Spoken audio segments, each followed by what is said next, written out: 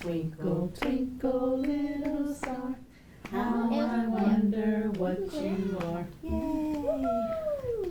It's time for a few lullabies at King's Daughters Child Development Center in Madison. They've been serving families since 1966. The nonprofit center offers childcare on a sliding scale based on income.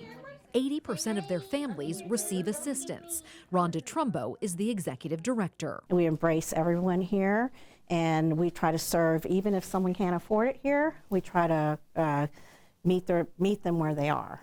And so we do that through fundraising and through connections with United Way and grants and such like that. The center has about 80 children currently enrolled from age 6 weeks to 5 years old.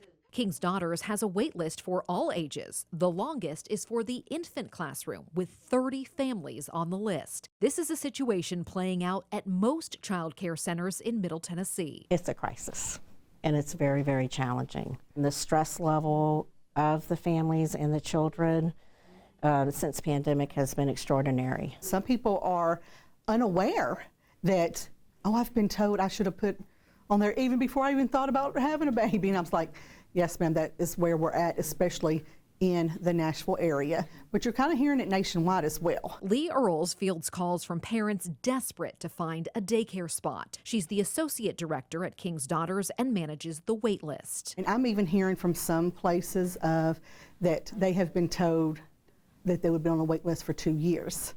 So, and it's very demanding. When they call, they want those answers. How long? When will it be? Can you promise that? And then you're sitting there, you're almost heartbroken because you're like, I cannot tell you. I mean, sometimes you can't even estimate it out. King's Daughters would love to open more classrooms to serve more families, but the child care industry is facing a staffing shortage. Data from the Bureau of Labor Statistics shows the child care services industry has lost more than 126,000 workers since the COVID-19 pandemic hit, a more than 10% decline. The Labor Department reports the median pay for child care workers is $13.22 an hour, or about $27,500 a year. Employees have left the field for more lucrative jobs. And there's a lot of people who are looking at different fields and making a big change.